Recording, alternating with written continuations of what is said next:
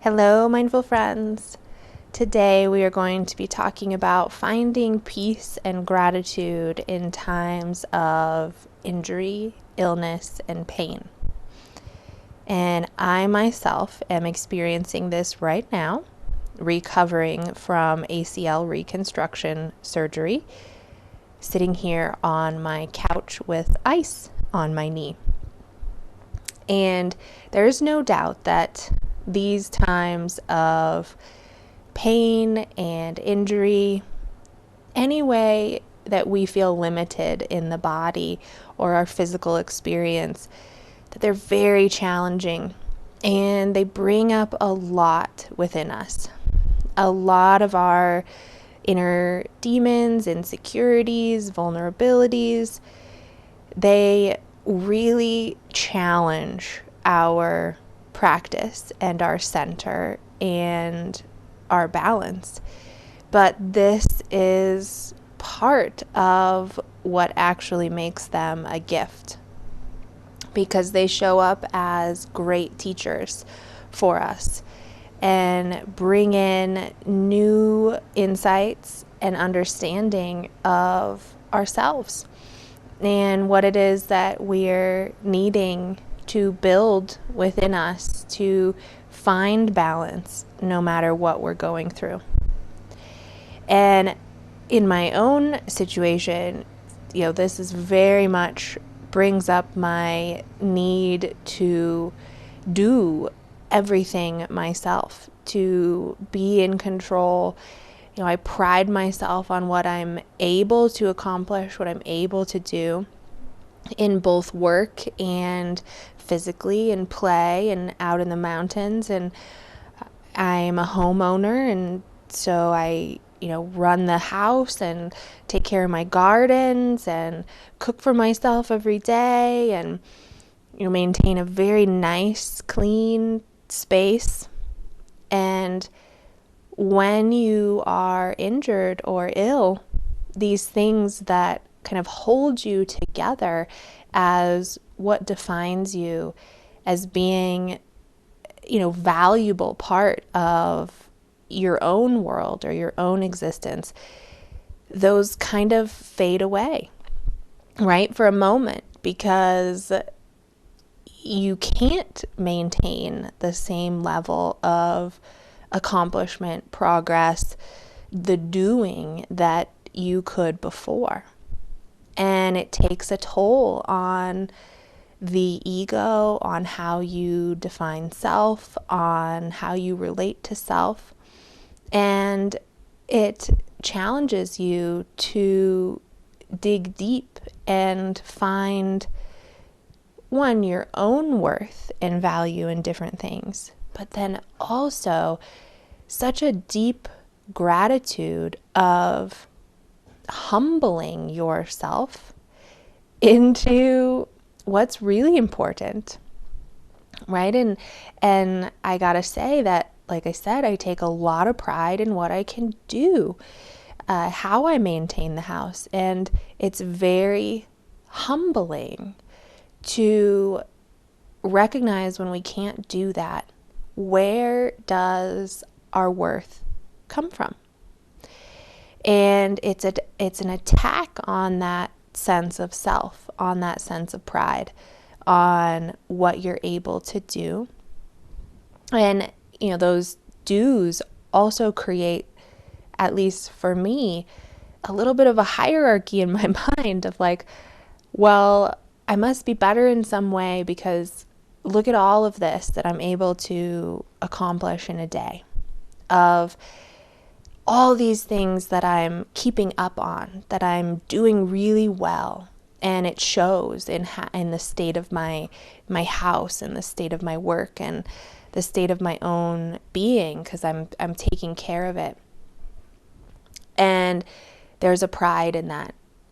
So in these moments where, I'm like looking around my house and they're like, my knee wrap next to me, all of the ibuprofen pills, stacks of paper, the icing machine, the um, there's shower wrap for my knee, and it's like just clutter everywhere, and people come in to see me, and it's like this humbling experience of I couldn't keep up on the house. And then, when I'm not in and doing my work, and it's humbling again to say, oh, I can't have class this week, or I couldn't get this done.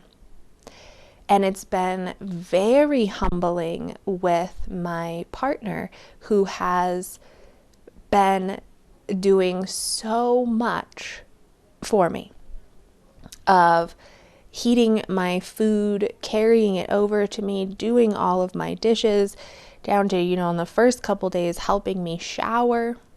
And that is humbling. It's so humbling to receive that level of help and care from someone else.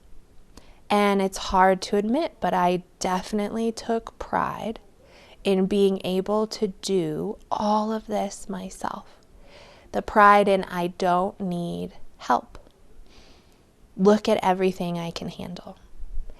And these moments of literally not being able to do that are the humbling that we all need in order to shift from pride to gratitude.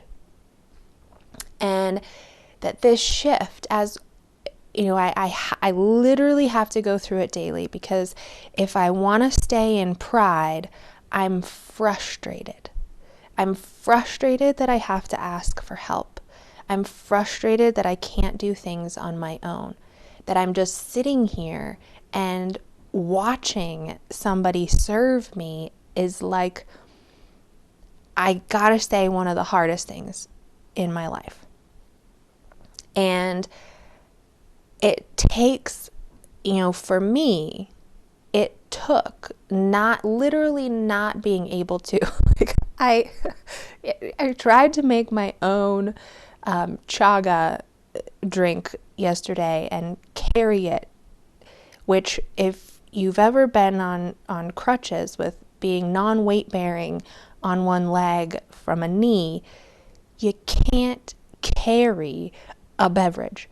And, my stubborn self, I was like, but I got this. And Will's gone. I do this myself.